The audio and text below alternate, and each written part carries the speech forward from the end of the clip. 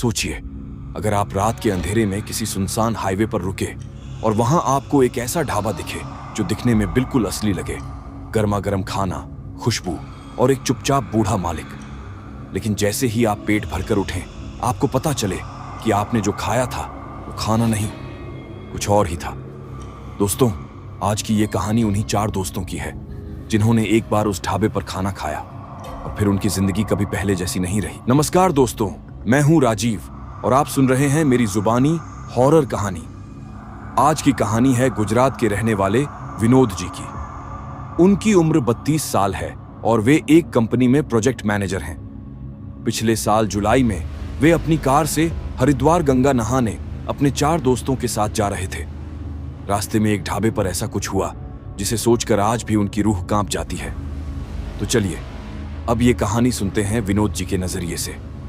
लेकिन उससे पहले एक छोटी सी विनती है। दोस्तों, आपने कई कहानियां सुनी होंगी, लेकिन इस कहानी में डर आपको सीधे रूह तक महसूस होगा। डर का पूरा एहसास पाने के लिए हेडफोन जरूर लगाएं। और हाँ, हम जैसे छोटे क्रिएटर्स का भी सपोर्ट कीजिए।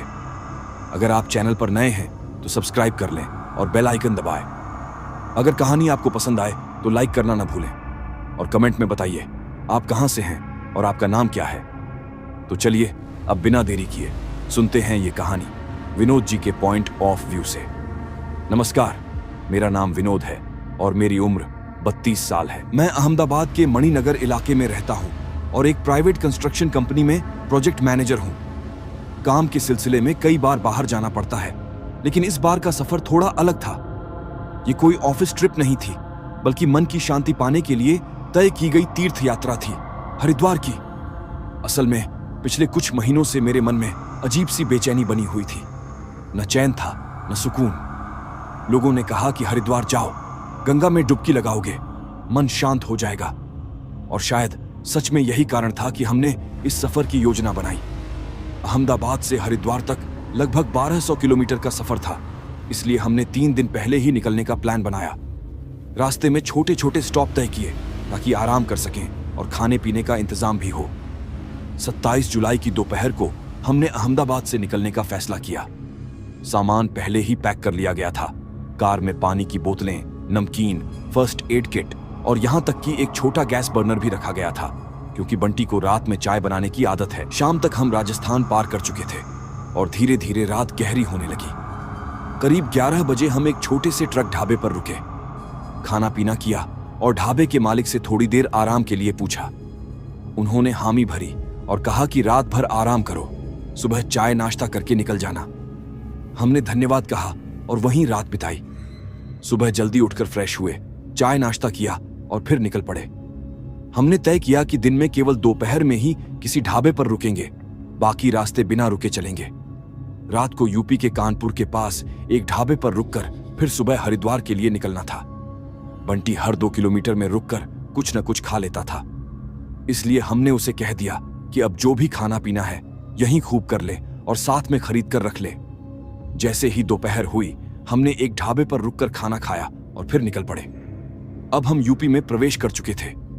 रात करीब 10 बजे भूख अपने चरम पर थी, क्योंकि दिन में जल्दी ही खाना खा लिया था। हम ढाबे की तलाश कर रहे थे, लेकिन जिस रोड पर हम घुसे थे वहां अजीब सी खामोशी थी। ना कोई गाड़ी, ना ट्रक, ना आदमी और ना ही कोई ढाबा। बंटी बोला, भाई वापस चलें, ये रास्ता रात में खतरनाक है। मैंने कहा, थोड़ा चुप रहो और बैठो। रात के करीब 2 बजे हमारी कार एक सुनसान मोड़ से मुड़ी और हमें एक पुराना सा ढाबा दिखा। वहां लाल पीली ट्यूबलाइट टिमटिमा रही थी और एक बूढ़ा आदमी हांडी में कुछ पका रहा था।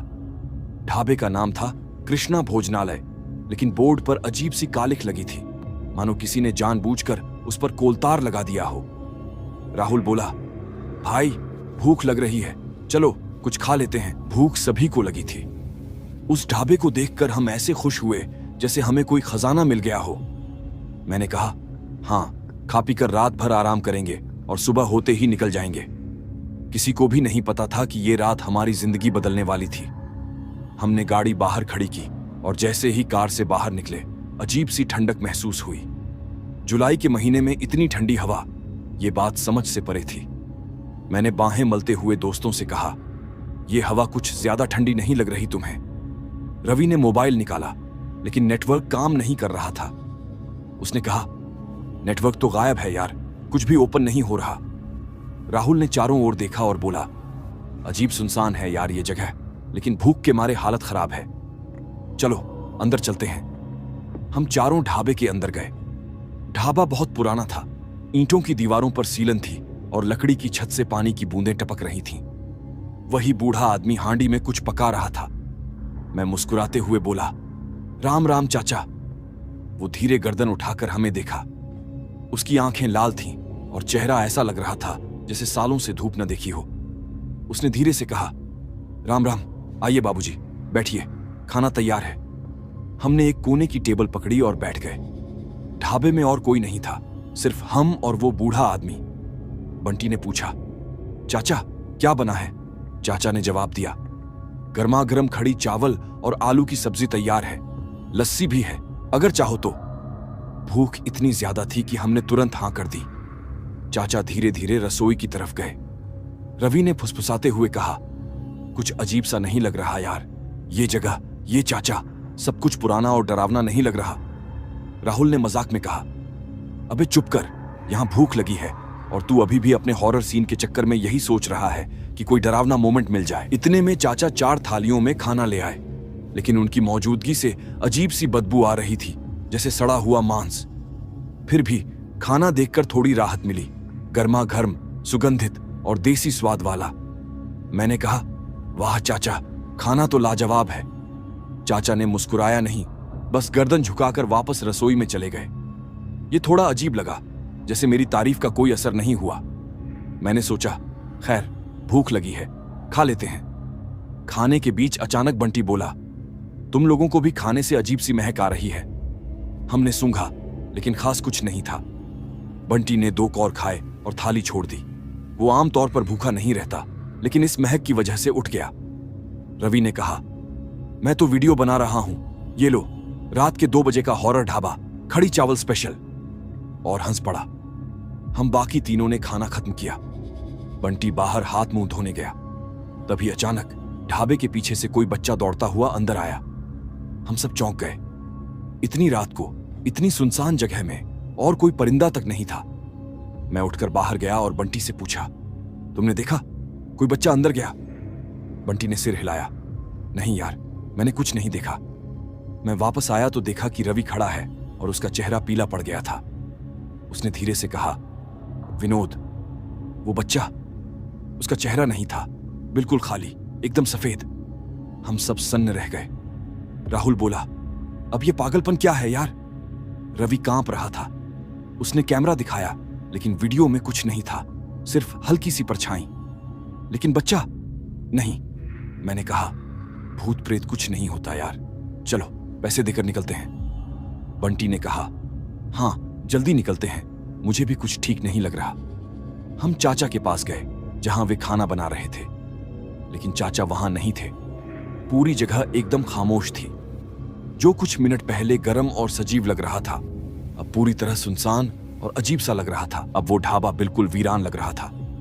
हमने आवाज लगाई, चाचा पैसे लेने आओ, लेकिन कोई जवाब नहीं आया। राहुल बोला, चलो टेबल पर पैसे रख देते हैं और निकलते हैं, माहौल ठीक नहीं लग रहा। मैंने सिर हिलाया। जैसे ही हम कार के पास पहुंचे, ढाबे की लाइटें अचानक बुझ गईं। अंधेरा, पूरी तरह का गुप्त अंधेरा।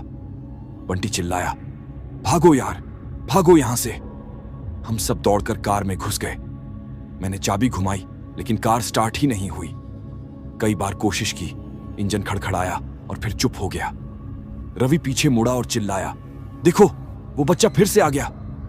हमने पीछे देखा, एक छोटा बच्चा, वहीं बिना चेहरे वाला, कार के ठीक पीछे खड़ा था। हाथ में टूटी हुई गुड़िया थी। वह हमें देख रहा था, या शायद नहीं भी, क्योंकि उसका चेहरा ही नहीं था। बंटी बेहोश हो गया। रवि दरवाजा खोलकर भागा, लेकिन जैसे ही उसने ढाबे की तरफ कदम बढ़ाया, पूरा ढाबा गायब हो गया। ऐसा लगा जैसे वहां कभी था ही नहीं। अब वहां बस खुला मैदान था, घास और कुछ नहीं। राहुल और मैंने एक दूसरे की तरफ देखा। रवि ने कहा, मैंने देखा है। उसने कहा था कि तुम सब यहीं रह जाओगे, अब वो हमें यहां से जाने नहीं देगा। फिर रवि वापस आया और बोला, वो बच्चा चला गया, लेकिन वहां कुछ था, वहां एक कब्र थी और उस पर हमारे नाम लिखे थे, विनोद, राहुल, रवि, बंटी। मैंने कहा, तू पागल हो गया है क्या? रवि ने धीरे कहा, नहीं यार, मैं सच कह रहा हूं। तू देख, ये वही जगह है जहां 4 लोग सोते हैं जिन्होंने भूख के मारे मौत का खाना खा लिया। हम तीनों, मैं, राहुल और बंटी, उस पुरानी टूटी कब्र को देख रहे थे। रवि वहीं घुटनों के बल बैठा था। हवा में अजीब सी गंध थी, जैसे पुराना खून और सड़े फूलों की मिलीजुली बदबू। कब्र पर लिखे शब्द अब पहले से भी साफ दिख रहे थे, जैसे अभी अभी किसी ने उन्हें कुरे दिया हो। राहुल कांपती आवाज में बोला, हमारे नाम, ये पहले इतने साफ नहीं थे। रवि धीरे बोला, उसने कहा था जो खाना खाएगा वही यहां रहेगा। बंटी की हालत सबसे ज्यादा खराब थी। उसका चेहरा सफेद पड़ गया और वह मेरी बाहों को कसकर पकड़ते हुए बोला, हमें यहां से भागना है विनोद, अभी, इस वक्त, नहीं तो बहुत बुरा हो जाएगा। मैंने बंटी को कसकर पकड़ा और कहा, चल गाड़ी के पास चलते हैं, देखते हैं अब स्टार्ट होती है या नहीं। हम चारों तेजी से गाड़ी की तरफ भागे, लेकिन जगह अब वैसी नहीं रही। कार वहीं खड़ी थी, पर चारों तरफ धुंध छा गई थी। और वही बूढ़ा आदमी जो पहले ढाबे पर था, अब कार के बोनट पर बैठा था। उसका चेहरा झुका हुआ था, बाल बिखरे हुए और आंखें पूरी तरह काली। हम सब वहीं रुक गए। मेरे पैर जमीन में जैसे गाड़ दिए गए थे। रवि ने कैमरा निकाला, पर स्क्रीन काली थी। बंटी पीछे हटने लगा, लेकिन बूढ़ा आदमी धीरे मुस्कुराया और बोला, जा रहे हो? पेट तो भर गया ना? उसकी आवाज अब इंसानी नहीं लग रही थी। यह एक कर्कश गूंज थी, जैसे किसी गुफा के भीतर से आ रही हो। उसके होठों से लाल खून जैसा तरल टपक रहा था। वह धीरे धीरे बोनट से उठकर हमारी तरफ बढ़ने लगा। हम पलटे और दौड़ने लगे। वहीं वह बिना चेहरे वाला बच्चा हमारी ओर भागा। हाथ में टूटी हुई गुड़िया थी, और हां, गुड़िया हंस रही थी। उसकी आंखों से खून बह रहा था। राहुल चिल्लाया, ये सपना है, सपना है ये। मैंने उसे जोर से पकड़कर खींचा और हम कार तक पहुंचे। तभी अचानक हमारे मोबाइल में नेटवर्क आ गया। रवि ने जीपीएस खोला। हम कानपुर से करीब 8 किलोमीटर दूर थे, लेकिन सबसे अजीब बात यह थी कि उस जगह का नाम कुछ और ही दिख रहा था, भूतगांव। मैंने ये नाम पहले कभी नहीं सुना था।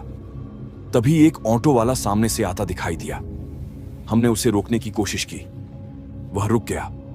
जब हमने कृष्णा भोजनालय का नाम लिया, उसके चेहरे का रंग उड़ गया। उसने कहा, उधर मत जाना साहब, वहां 20 साल पहले एक ढाबा था जिसमें 4 लोग एक ही रात में मर गए। तब से वह जगह शापित मानी जाती है। ऐसा कहा जाता है कि वह ढाबा आज भी रात में खुलता है, और जो वहां खाना खाता है वह वहीं उनका साथी बन जाता है। हम सब एक दूसरे की तरफ देखने लगे, जैसे वक्त रुक गया हो। हमने ऑटो वाले से कहा कि हमें किसी होटल तक छोड़ दे और किसी भी कीमत पर उस रास्ते पर वापस नहीं जाना। उसने पूछा, क्या आपने वह खाना खाया है? हम सब चुप रहे। उसने हमारी खामोशी देखकर कहा, साहब, जो आपने खाया वह खाना नहीं था, बल्कि मरे हुए इंसान का मांस था। हम सब सन्न रह गए। मैंने कांपते हुए कहा, लेकिन खाते समय तो कुछ भी ऐसा नहीं लगा। वह बोला, वो सब इल्यूजन था, आप उसके बनाए हुए जाल में फंस चुके थे। फिर उसने पूछा कि आप लोग कहां से आए हैं। हमने सारी बात बताई और कहा कि हमारी कार वहीं रह गई थी। उसने कहा, अब आप कार भूल जाइए, वो नष्ट हो चुकी होगी। आप मेरे घर चलिए, आप लोग अब सुरक्षित हैं, लेकिन जो आपने खाया है उसका शुद्धिकरण करना जरूरी है। हम उसके घर गए और जैसे तैसे रात गुजार दी। सुबह होते ही हम हरिद्वार की ओर पैदल निकल पड़े। 3 दिन तक पैदल चलने के बाद हम किसी तरह हरिद्वार पहुंचे। न कैमरा, न कपड़े, न गाड़ी, बस अपनी जिंदगी बचाकर पहुंचे। रवि अभी भी कभी कभी डर के मारे बड़बड़ाता है। उसे लगता है कि वह बच्चा अब भी उसे देख रहा है। बंटी ने कसम खाई कि अब कभी रात को किसी ढाबे पर नहीं रुकेगा। राहुल ने जिम छोड़ दिया और ध्यान तथा साधना करने लगा। और मैंने मां के कहने पर गंगा में डुबकी लगाई। लेकिन बेचैनी अब भी मेरे साथ है, शायद पहले से ज्यादा बढ़ गई। अब मुझे सिर्फ बेचैनी नहीं रहती, हर रात मुझे उस बूढ़े आदमी की आवाज सुनाई देती है, जा रहे हो? पेट तो भर गया ना? तो दोस्तों, ये थी कहानी विनोद जी की, उनके ही पॉइंट ऑफ व्यू से, लेकिन मेरी जुबानी निराख की। दोस्तों, आपको ये कहानी कैसी लगी और आप अगली कहानी किस टॉपिक पर सुनना चाहेंगे? कमेंट करके जरूर बताइए। अगर आपके साथ भी कुछ ऐसा घटित हुआ है जिसे आप पूरी दुनिया तक पहुंचाना चाहते हैं तो मुझे इंस्टाग्राम पर डीएम कर सकते हैं। मैं आपकी कहानी दुनिया तक पहुंचाऊंगा। हम मिलेंगे एक और दिल दहला देने वाली कहानी में। तब तक के लिए दीजिए विदा।